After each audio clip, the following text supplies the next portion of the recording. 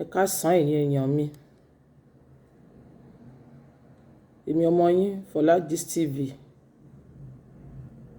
ló tún dé o. A kú gbìyànjú o, a kú bójú ọjọ́ ṣe rí o.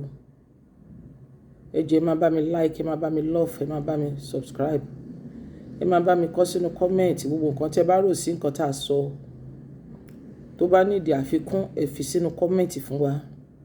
So that a tún lè tún lò tá a bá fẹ́ gbé fídíò mi jáde. Ẹ ṣé mo dúpẹ́ o. Ọ̀rọ̀ yín ò ní sán lọ́rùn. Nípa ààfin Ilé Ifẹ̀ náà la ṣì wà. Ní ìsìn tí wọ́n ti ṣe ètò fún ìpadàbọ̀ ìyá rẹ̀ mọ́ wa, olórí Sílẹ̀kùnọlá Naomi Ògúnwùsì, tí wọ́n ti ṣe ètò ìrúbọ ìkejì. Ètò ìrúbọ ìkẹta ni kábíyèsí fẹ́ bẹ̀rẹ̀ sí ní ṣe ní kíákíá. So ó wá ní kí àwọn elders gbogbo ètò tó yẹ kán ṣe, gbogbo àwọn nǹkan tó yẹ kán rà, gbogbo nǹkan èlò tán máa lò láti fi ṣe ìrúbọ kẹta, kí olórí wa bá lè wọlé padà sí àkàtà ọkọ rẹ̀. Wọ́n ní gbogbo ẹ̀ náà ti ń ṣe lọ́wọ́ nísìn. Ṣùgbọ́n nǹkan tó wá kọni lóminú ni wípé àwọn ìjòyè Ọọ̀ni gbogbo wọ́n tún ti gbé bọ́n ṣe ń ṣe dé. Wọ́n tún ti gbé kébékèbé gbogbo bọ́n ṣe ń ṣe dé. Wọ́n ní tá a bá rí nǹkan èlò tí wọ́n kọ sílẹ̀,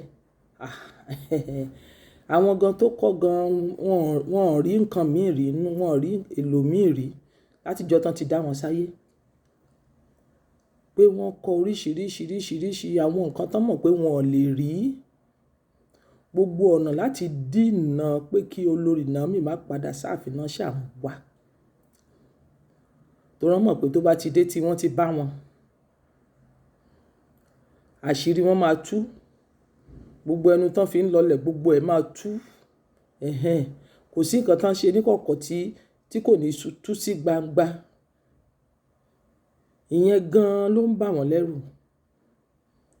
Gbogbo ọ̀nà náà sáré láti lọ́ọ̀dí àpò pọ̀ mọ́ pẹ̀lú àwọn olórí tó wà ní ààfin tẹ́lẹ̀. Gbogbo ọ̀nà náà sá. Wọ́n nígbà tí wọ́n gbé list yẹn fún kábíyèsí, kábíyèsí kàn wò wọ́n báyìí, ó kàn mérí ni. Ẹ kúkú mọ ọba wa, kò kúkú ní sọ̀rọ̀. Kò kí ń sọ̀rọ̀, kó tó sọ̀rọ̀ ó máa ń pẹ́. Àmọ́ tó bá sọ̀rọ̀ báyìí, kálukú máa àkọlùkọ́gbà ni. Wọ́n máa forí, everybody máa forí sọlẹ̀ kiri ni. Wọ́n ló kàn gbà lọ́wọ́ wọn ni. Ètò jẹ́ kán mọ̀ pé wọ́n fẹ́ wọn kọ̀. Ìyàwó ò máa wọlé wá bá wọn. Wọ́n gbọ́dọ̀ welcome ìyàwó òun wọlé. Wọ́n fẹ́, wọ́n kọ̀. Pé òrìṣà alálẹ̀ á bá wọn dá sí. Pé gbogbo wọn tó bá gbètò, tó ń gbètè, tó ń gbèrò pé ìyàwó òun ò ní padà sọ́dọ̀ òun. Pé òrìṣà alálẹ̀ pé á bá wọn dá sí. Pé ṣé wọ́n mọ iye tó ti wọlé sùn láàrin ìjọ tí wọ́n ti ń ṣe gbogbo wàhálà ẹ̀. Láàrin gbogbo àwọn ìjòyè yìí.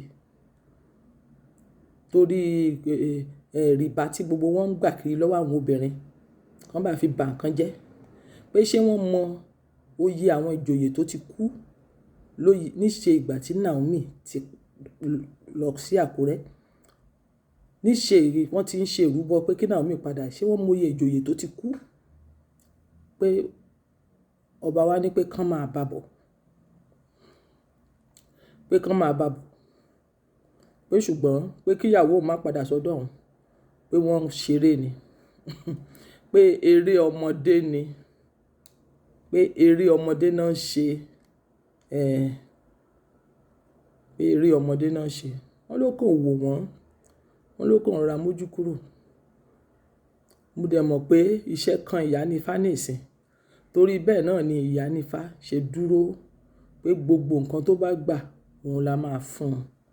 Torí pé tí Naomi ò bá padà sáàfin, ẹ̀mí kábíyèsí wa, ẹ̀mí ẹ̀ ò dé rárá.